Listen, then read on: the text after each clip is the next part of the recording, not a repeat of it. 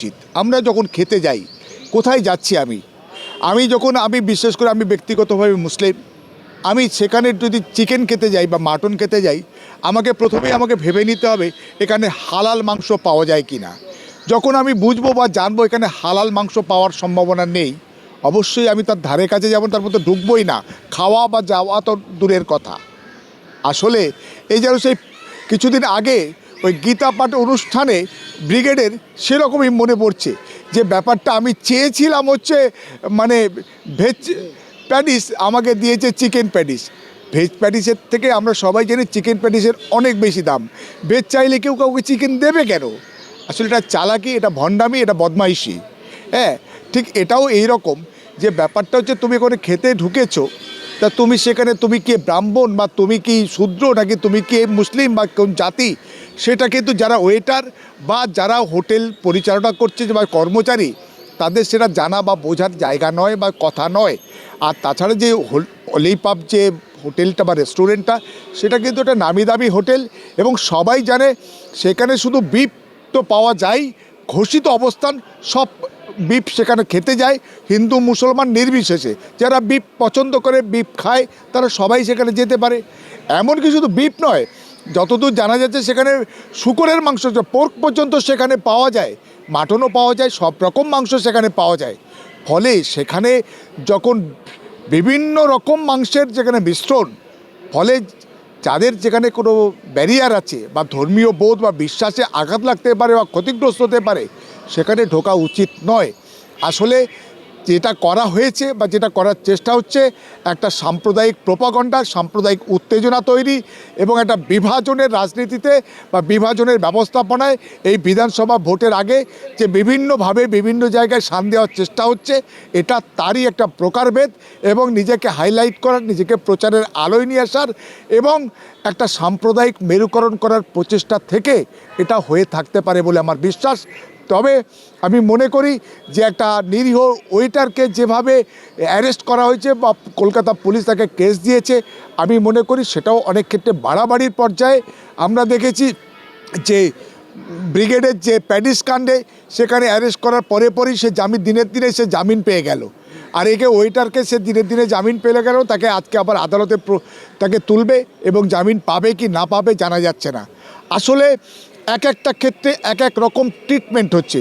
ফলে সাম্প্রদায়িক শক্তি, বিভেদকামী শক্তি, মানবতা বিরোধী শক্তি, বাংলাকে অস্থির করার বা চক্রান্তকারী যে শক্তি, তাদেরকে কিন্তু কলকাতা পুলিশ বিভিন্ন সময় মানে তাদের আচরণে তারা মদত পেয়ে যাচ্ছে।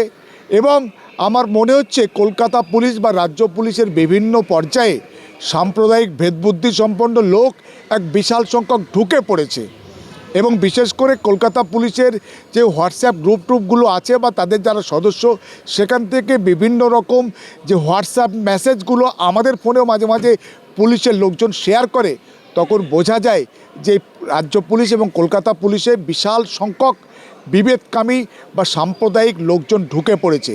ফলে তারা কিন্তু আজকে এই অলিপাপ কাণ্ডে বা রেস্টুরেন্ট কাণ্ডে আজকে নিরীহ ওয়েটারকে অ্যারেস্ট করেছে এবং আমি মনে করি এবং বিশ্বাস করি কলকাতা পুলিশ সঠিক তদন্ত করবে এবং তাকে নিষ্কৃতি দেবে এবং যারা আজকের এই বাংলাকে অশান্ত করার চক্রান্ত করছে, তাদেরকে সঠিক তদন্ত করে তাদেরকে দৃষ্টান্তমূলক শাস্তির ব্যবস্থা করবে।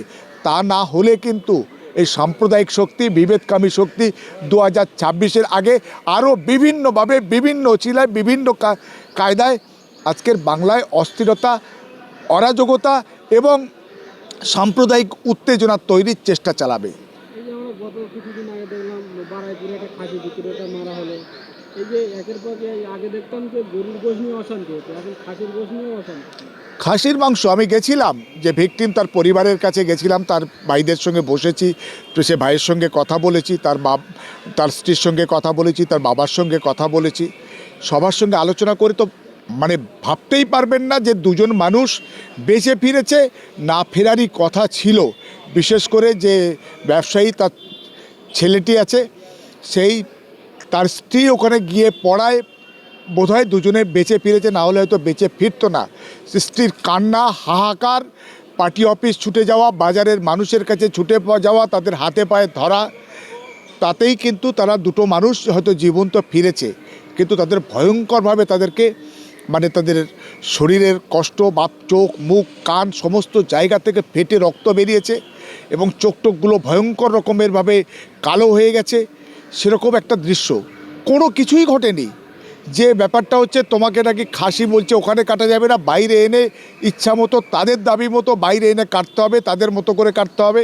তখন বলেছে না আমরা এইভাবে করি না, বাইরে গিয়ে ওইভাবে কাটা যায় না, আপনি আমাকে অর্ডার দিয়েছেন, আপনি যদি আমার পছন্দ না হয় আপনার টাকা ফেরত নিয়ে চলে যেতে পারেন। কিন্তু বলো টাকা ফেরত দিয়ে দিন, টাকা ফেরত দিন। টাকা ফেরত দিয়েছি, ঠিক আছে, আমি বিলটা দিয়েছিলাম, বিলটা আমাকে দিন, আমি আপনাকে টাকা ফেরত দিচ্ছি। নাহলে আপনি দুদিন পরে এসে আবার তো বিলটা এনে আবার টাকা দাবি করতে পারেন।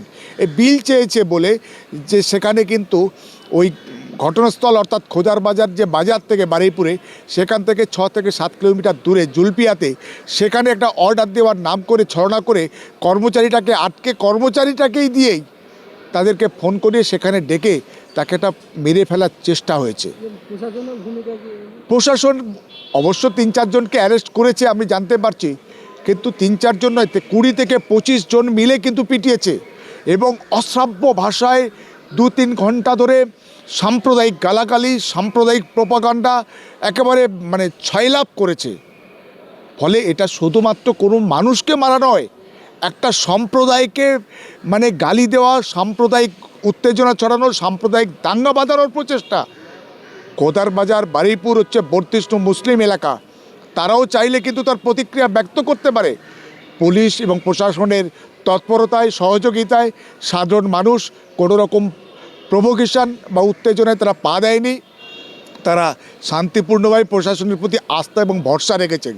সেই প্রশাসনের উচিত ওই যারা অ্যারেস্ট হয়েছে তাদেরকে কাস্টডি রেখে ট্রায়াল করা, কারণ অ্যাটেম্প টু মার্ডার সেখানে সেকশন আছে, 109 বিএনএস আছে, অ্যাটেম্প টু মার্ডার, ফলে তাদেরকে কিন্তু সেশনস কেস, ফলে সেখানে তাদের কাস্টডি রেখে বিচার করা যায়।